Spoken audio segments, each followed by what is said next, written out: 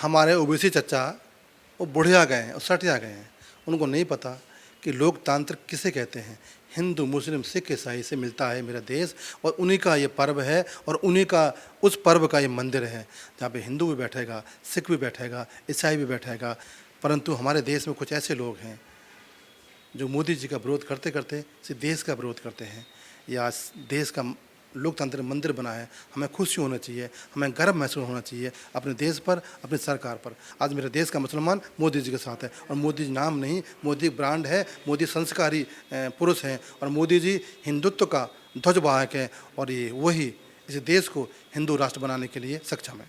जिन जिन पार्टियों ने इस लोकतांत्रिक के मंदिर का, इस लोकतांत्रिक पर्व के मंदिर का विरोध किया है, उनको जनता नहीं चुनेगी, और उनका सौभाग्य नहीं होगा 24 में जाने का, क्योंकि अब वही जाएगा इस मंदिर के अंदर जो जनता चुनेगी। सर, देश की नई संसद का बेशक उद्घाटन हो गया हो और देश की जनता काफी ज्यादा देश की सरकार यानी कि पीएम नरेंद्र मोदी की तारीफ कर रही हो, पर इसके अलावा विपक्ष की जो अभी तक राजनीति है वो इस पूरे मसले पर खत्म नहीं हुई है। तो वहीं दूसरी तरफ जातीय रंग देने की कोशिश की जा रही है। असदुद्दीन ओवैसी ये तक आरोप लगा रहे हैं कि पीएम नरेंद्र मोदी ने उद्घाटन के समय पर सिर्फ हिंदू लोगों को क्यों बुलाया, धर्म गुरुओं को क्यों बुलाया। बहुत धन्यवाद। आज देश का गौरव, देश का मान बढ़ाया है माननीय प्रधानमंत्री मोदी जी ने। आज मेरे देश को, आज हमारे भारत को उसका लोकतंत्र का मंदिर मिला है। हम बड़े सौभाग्यशाली हैं। आपने देखा होगा कि जब किसी व्यक्ति का या किसी परिवार का स्वयं का मकान बनता है, कोई परिवार किराए पर रहता है और फिर अपना मकान बनाता है, तो कितनी अच्छी उसको एहसास होता है मोहब्बत का, प्यार का, और ऐसी नींद आती है रात्रि में कि शायद वो सोचता है कि मैं ऐसा मुझे पल कभी जो नहीं आया था आ गया है।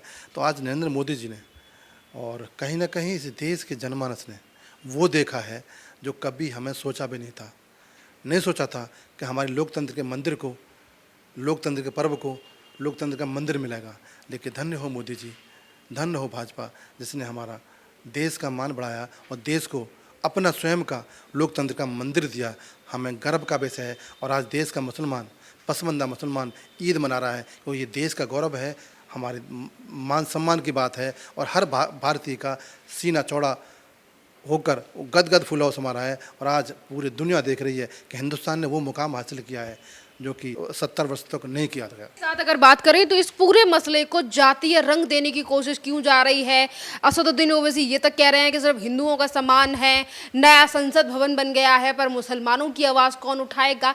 धर्म जाति का रंग इसीलिए तो नहीं दिया जा रहा क्योंकि अगले साल 2024 में चुनाव होने वाले हैं। चुनावों के मद्देनज़र ही ये सब राजनीति की जा रही है। हमारे ओबीसी चचा वो बुढ़िया गए हैं और सटिया गए हैं। उनको नहीं पता कि लोकतंत्र किसे कहते हैं। हिंदू मुस्लिम सिख ईसाई से मिलता है मेरा देश, और उन्हीं का ये पर्व है, और उन्हीं का उस पर्व का ये मंदिर है जहाँ पे हिंदू भी बैठेगा, सिख भी बैठेगा, ईसाई भी बैठेगा, और सभी जाति के लोग बैठेंगे, क्योंकि जो जो जनता चुनकर भेजेगी वो उस मंदिर में बैठेगा। अभी मोदी जी ये नाम नहीं है केवल, मोदी जी संस्कार है, मोदी जी राष्ट्र का ध्वजवाहक हैं, मोदी जी सनातन संस्कृति के ध्वजवाहक हैं, और मोदी जी एक ऐसा नाम है जो दुनिया में और दुनिया वाले उसको पूजते हैं, नमन करते हैं। परंतु हमारे देश में कुछ ऐसे लोग हैं जो मोदी जी का विरोध करते करते सिर्फ देश का विरोध करते हैं। या देश का लोकतंत्र मंदिर बना है, हमें खुशी होना चाहिए, हमें गर्व महसूस होना चाहिए अपने देश पर, अपनी सरकार पर। लेकिन क्या है कि कुछ राजनीति करने वाले लोग, धर्म की राजनीति करने वाले लोग, धर्म को अलग अलग जातियों बांटने वाले लोग हमारे देश में अंदर भी हैं। उनको सबक लेना चाहिए मोदी जी से कि वो सबके लिए काम करते हैं, और एक लोकतंत्र मंदिर सभी समाज के लिए है। परंतु धन्य हो मोदी जी, आप ऐसा काम कर दिया। कभी सोचा था आपने कि 370 हटेगी? कभी सोचा था आपने कि राम मंदिर बनेगा? कभी सोचा था आपने कि दुनिया में हिंदुस्तान का नाम महा से महान देशों में गिना जाएगा? तो ये देश अब बदल गया है। ये 21वीं सदी का देश है, ये युवाओं को देश है, और जब युवा अपनी नीति और रीति बदल कर देश के लिए काम करता है तो वो देश उन्नति करता है। आज मेरे देश का युवा मोदी जी के साथ है, आज मेरे देश का किसान मोदी जी के साथ है, आज मेरे देश का मुसलमान मोदी जी के साथ है। और मोदी जी नाम नहीं, मोदी ब्रांड है, मोदी संस्कारी पुरुष हैं और मोदी जी हिंदुत्व का ध्वजवाहक हैं और ये वही इस देश को हिंदू राष्ट्र बनाने के लिए सक्षम है। सर, कल जिस तरीके से विरोध किया गया नए संसद भवन का, एक तरफ उद्घाटन हुआ, वहीं दूसरी तरफ पुलिस फोर्स और तमाम चीज़ें जो हैं वो नए संसद भवन के बाहर देखी गई। उन तमाम चीज़ों को लेकर क्या कहेंगे, क्योंकि आज उन पर भी सवाल उठ रहा है और ये कहा जा रहा है कि ये टूल किट का हिस्सा था सब। जो राष्ट्रवादी, जो हिंदुस्तानी हैं, जो इस देश से प्यार करते हैं, जो इस संस्कृति से प्यार करते हैं, जो इस देश के मंदिर से प्यार करते हैं, जो लोकतांत्रिक पर्व से प्यार करते हैं, वो कहीं ना कहीं आज खुश हैं। आज दुखी वो लोग हैं जो देश के सौहार्द को ख़राब करना चाहते हैं, जो देश में अमन शांति के साथ साथ वो इस देश के सौहार्द को ख़राब करना चाहते हैं, वैसे लोग परेशान हैं। और एक हमारे देश में एक लेफ्ट विंग राइट विंग है जो टूल किट का हिस्सा है। वो कभी कभी कहते हैं कि मोदी तेरी कब्र खोदेगी या कुछ ऐसे बयान देते हैं जो निंदनीय है।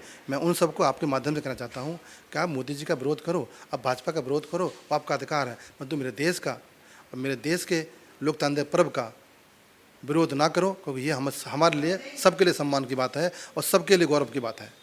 सर, इसी के साथ अगर बात करें 2024 में होने वाले चुनावों की, कि तमाम जितनी भी राजनीतिक पार्टियों ने नए संसद भवन का विरोध किया, जिसमें असदुद्दीन ओवैसी भी शामिल हैं, वहीं दूसरी तरफ 22 से ज़्यादा ऐसी पार्टियां हैं जो कि अभी जून के महीने में ही मीटिंग करने वाली हैं 2024 के चुनावों को लेकर। वहीं दूसरी तरफ कांग्रेस ने भी आम आदमी पार्टी से किनारा कर लिया है। तो इस एकजुटता को कैसे देख रहे हैं जो हर बार केंद्र सरकार के द्वारा उठाए गए किसी भी कदम का विरोध करती है? बिल्कुल ठीक कहा आपने। अब देश के जनमानस ने अपना मन बना लिया है।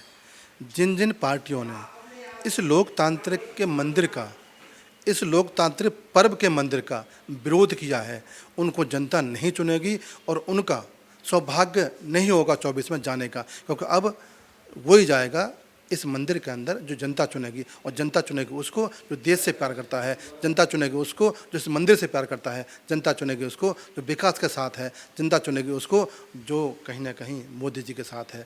तो अब उन्होंने अपना एक एजेंडा सेट कर रखा है और उनको 24 में उस मंदिर में जाने का सौभाग्य नहीं मिलेगा, ये देश की जनता जान चुकी है। और ख़ासकर मुस्लिम समाज ने ये मन बना लिया है कि अब इस देश के जो अब लोकतांत्रिक पर्व 24 में आ रहा है, भारी बहुमत में भाजपा के पक्ष में, मोदी जी के पक्ष में वोट करेगा और इस लोकतांत्रिक पर्व में मंदिर में वही जाएगा जो सच के साथ होगा। और सच के साथ मोदी जी हैं और जो मोदी जी के साथ है उस राष्ट्र के और इस देश के हितैषी हैं।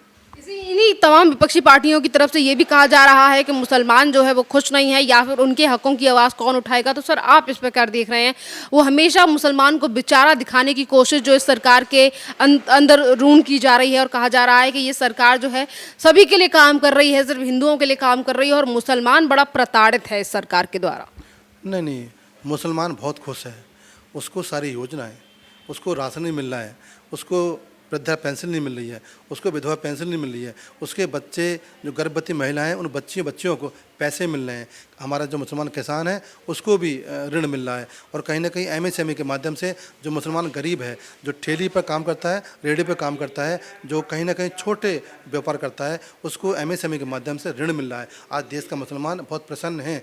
और मैं कहता हूँ कि इस देश के अंदर मोदी जी जैसा व्यक्ति, मोदी जैसा प्रधानमंत्री न था, ना है, ना रहेगा। परंतु मोदी जी ने जो करके दिखाया है वो कोई नहीं कर सका। और देश का मुसलमान 24 में मोदी जी को चुनेगा और पुनः अपना ही रिकॉर्ड तोड़ के तीसरा रिकॉर्ड बनाएंगे नरेंद्र मोदी जी।